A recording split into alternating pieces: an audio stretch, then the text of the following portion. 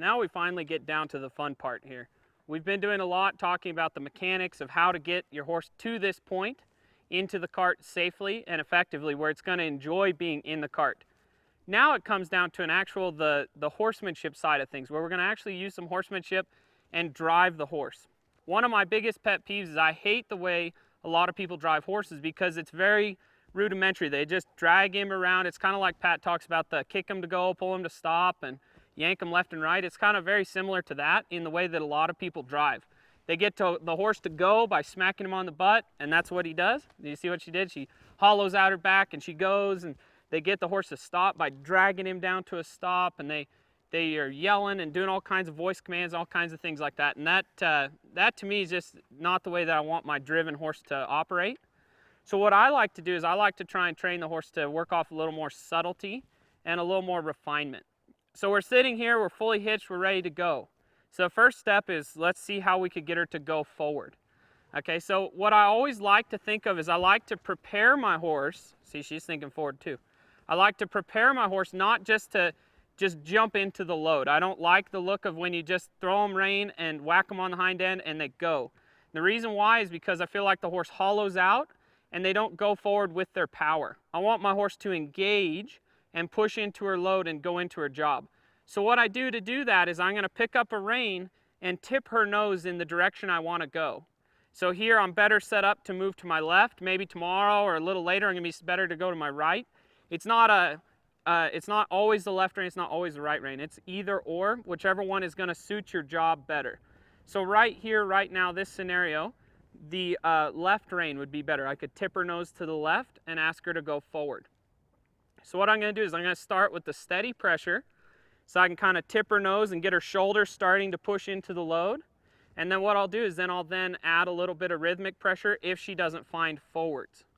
Okay, so I'll tip the nose, a little bit of rein, and then I'll ask her to go. So if she doesn't go, see, she went just off the rein there. That's kind of your ultimate dream. You'd like to be able to drive the horse without having to do too much where you're saying, get up there, go on, go left, go right, get down, up, down, any of that kind of thing. It just doesn't work very well. What I want my horse to be able to do is I want to be able to get her to go forward because of steady pressure. Okay, so now we're going forwards. We found our forward button, and we can find the forward button with the steady pressure if she didn't move forward off of steady pressure. So let's try that for a second. So say she doesn't move forward off of steady pressure, then what I'll do is I'll add a little smooch or a cluck, and I want to do that really rhythmically. The key, what I don't like to hear people do, is I don't want them to do the big burst of clucking. The cluck, cluck, cluck, cluck, cluck, and then they don't do anything. What I want to do is I want to watch the horse, and when she starts to think into the load, I'm going to stop my smooch, right? So I'll start my cluck, and I'll cluck, and what I want to cluck at is I want to cluck at about 1 per second. I want to go cluck, cluck, cluck, until she moves forward. Okay, so already we'll try it. I'll tip her nose a little, and then I quit when she moves forward. Okay, the idea is I don't want to over cluck at her. I don't want to just give her a ton of smooches. And I want to teach her that as soon as she finds her forward button, then my command goes away. I stop with my pressure, right? Because my cluck is rhythmic pressure. The rein is steady pressure, the cluck is rhythmic pressure. So now that we're actually driving and controlling the horse, we're going to start to get more rhythmic pressure, use more rhythmic pressure. Good girl. That's a good sign. You hear her blowing out, nice and relaxed. So it's just like your saddle horse. Okay, so now we're going, we can start to think about our stopping. But here, let me show you going one more time, ready? So we're going to stop her. Good. Okay, ready? So I'll tip the nose. And see how she went forward just off the tip of the nose there. That barely took any feel from me. And she stepped right into her load. And you'll notice the way that she steps into the load. She doesn't step into the load nervous or hollow. She steps into the load putting her head down.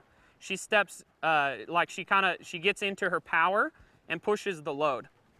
It's kind of like this horse. I've used her when I was younger. I used her as a horse for plowing. I've plowed fields with her. I've done all kinds of things. And it doesn't matter if it's a heavy load or a light load. I start the load the same way because I don't want the horse to jump into the load. That's really important. I want her to turn and get her torque and get into the load and drive into it. I don't want her to just go from flat-footed to running. It's kind of like if you know, if you and I were standing talking, I said, okay, when I blow this whistle, you're going to take off running, right? And I didn't count. Let's say I didn't count. And it was just nothing, nothing, nothing. And maybe you wait 10 minutes and then all of a sudden, bang, there goes the whistle and you jump forward really hard. You'd look different in your running, and your departure would look a whole lot different than if I said, okay, ready? I'm going to count to 3. Get yourself ready. Okay, 1, 2, 3, run, right? If you did that, then you'd get your body ready. You would make changes in yourself that you would know that you need to do to be able to put some power into forwards. So the same thing's true for this horse, that I need to be able to get her to give me some power into her forwards, okay? So now we've got forwards. Let's talk a little bit about our stopping, okay? So when I want to stop, what I want to do is I want to think about, it's the same as when we were training and when we were doing our teaching her how to stop in the halter. And what we want to do is we want to think about setting up the stop. I want to think about setting it up to where I just kind of catch her feet, where I catch her feet and she comes down into a nice soft little stop. And my ultimate goal would not be to do what I call dragging her down into a stop. I don't want to pull and I don't want to drag her to where she comes down into a stop where I force her to stop. I want her to come down into a stop and settle into the stop. So what I'd like to do is I'd like to set up my stop, pick a spot, and I just start to put a little rein, and then when she starts to stop, my hands start to go soft. Okay, I don't want to take my reins and pull and drag her down into it. I want it to be that almost that her feet stop at the same instant that the reins go back to slack. That makes sense? So what I always say is that as she's going forward, my hands are going to start to come back, and then as she starts to come back, my hands are going to start to come forward. The idea being, I'll show you again here. Okay, so we'll start again. So I'll tip her nose, do a little right rein, tip her nose, let her go. Good. Okay, the idea being that I want her to stop on a slack rein. I don't want her to stop with tight reins. Okay, I'm trying to set it up to where she settles down into her stop and she finds it with a nice amount of softness there. Okay, so we'll come around here. We'll set up another stop. Coming around the turn. Okay, so we're going to set up another stop. And what I'm going to do is, okay, so her feet are going forward. My hands are coming back. Her feet are coming my way, right? You see her slow down. Then I start to release. And you see how we both come to a stop at the same spot. Okay, we both pick a spot and we both come to a stop at the same spot so that I don't make her feel like her feet come all the way to the stop and then she gets the release. I want it to be that like it's at the same exact time that she comes to a stop, she gets a release. Okay? So we'll go ahead and go forward again. So a piece of forwards is turning, right?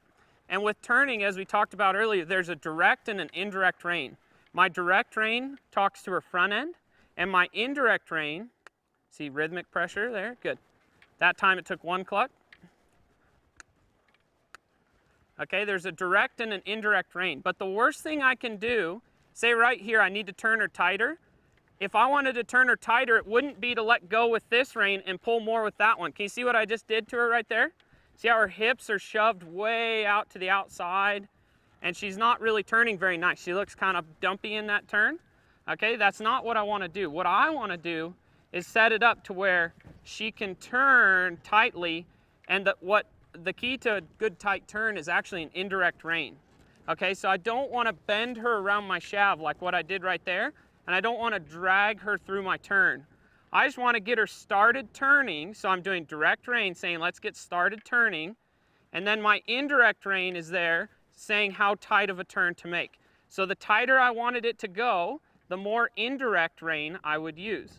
See, I could get her to come all the way around here nice and tight just by using more indirect rein. See how I don't have a big bend in her body. I didn't wrap her around the end of my shaft.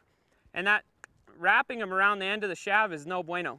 It's no good. You don't want to drive where you're wrapping them around. So again, right here, if I wanted her to turn tighter, I'd do more with my right rein, more with my indirect rein, so that I didn't make her feel like she's just getting drugged through the turns, right?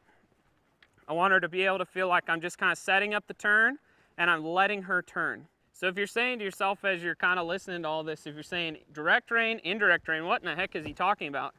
then it would be really good to check out. We have our first video that we put together.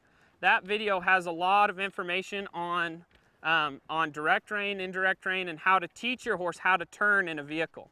Okay, and so as a driver, that understanding of the direct and indirect rein is essential. Just like a saddle horse rider, when you ride a horse, you have a direct and you have an indirect rein, right? You have a control over the front end and you have control over the back end.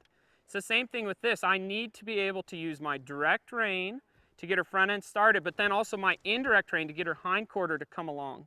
And the understanding of how the horse needs to move is really essential, and that's something that we talk about quite a bit in our other video product we have out. Something else that people talk about a lot with driving is voice commands. They do a lot of voice commands. They talk to them a lot. I'm a pretty quiet driver. I like to drive my horse just off of my reins if I can, very minimally. I want to talk to her, but if I do talk to her, the really important thing to me is that I do it in the right way. So if you are going to use voice commands, I'm A-okay with you doing it. I'm probably not going to do it, but that doesn't matter. You can still do it yourself. So if you're going to do it, though, it's really important that you do it in the right way. What people do wrong is they mix it all together. They blend the voice command with the rein command with the whip command. Okay, and what I don't want to do is blend them. I see it as an isolation, and I see it as a refinement. The rein is the landline. The rein is the one that, like, this is the most important. This is the foundation. This is what always connects to my horse. The voice command is not. Okay, I've driven lots of horses where people say, oh yeah, he's trained to voice commands. Well, and I say, oh really? And we're driving along, and I say, whoa, and the horse just keeps walking. They say, well, he doesn't do that. And I say, well, he's not really trained to voice commands then. Okay, because voice commands to me are a refinement. And I like to look at them, I think they're like your cell phone, and this is like your landline. Okay, so get your horse to respond to your reins first, and get your horse to respond to the voice commands second. So the way that I would implement voice commands if I was going to implement them with this horse is the easiest way is with the stop.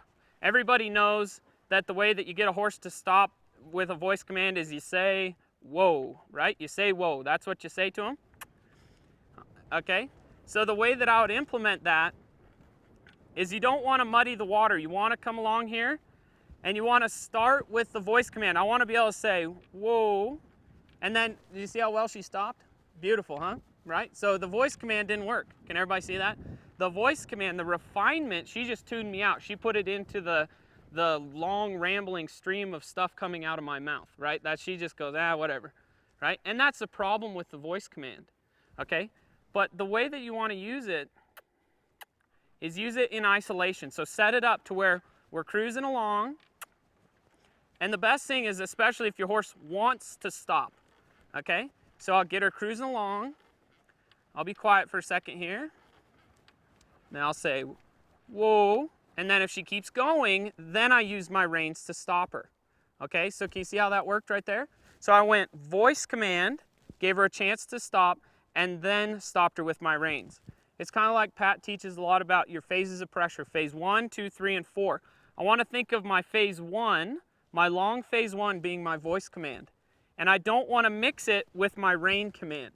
A horse that's truly trained on a voice command, I could drive it along, say whoa, and it would stop without any reins. That's the whole point of a voice command, is getting them to where they can do that. That's a really important thing. But voice commands are not all that safe if you're going to be in a real public scenario, because there's always some smart aleck walking along that likes to go, get up, yeah, or whoa, right? That just happens all the time. And if you've trained your horse to just work off of rein commands, then you're going to have a whole lot more safety, as far as your horse is a whole lot less likely to take that as meaning that it should go forward. So that's just kind of a real basic overview and a basic outlook on getting your horse to go forward, getting your horse to stop, and getting your horse to turn. It's like riding. We can make it as simple as possible. We could say, kick them to go, pull them to stop, right? Or we could make it more of an art form. And my goal in my life and what I'm trying to do is I want to make it more of an art form. I'm not there yet, but I'm working on it. That makes sense? I'm trying to get better. I want to get better, and I want the horse to get better to where she and I can have a pretty sophisticated relationship with the reins. And so that's my goal with that, and that's what I hope you get too with your driving. You get it to where you can drive your horse and have them stop, go, turn left and right with a nice soft feeling. The horse doesn't have to feel like you're dragging him around and forcing him into it. My hope is that when you get a hold of your horse and you ask him to go forward, you don't do the old gun smoke, smack him on the hind end and scare him forward. My goal is that you get it to where you could have a little bit of refinement, where you could give a horse a nice little feel with the rein and they would feel into it and go forward. I'd also like it to be that as you turned your horse, you didn't wrap him around the shaft, that you could get him to stay nice and straight in the cart and step around there nice. That he could feel like he wasn't drug around, and that he could feel like as you came to a stop, he didn't get drug into the stop. He's nice and soft. And that it could become more of a, a beautiful thing instead of a real rudimentary pulling around and trying to get better. It's not as beautiful as I want it to be. My goal is really, really high, and I hope that your goal is really, really high. And I hope that this kind of gets you started on the right foot towards that.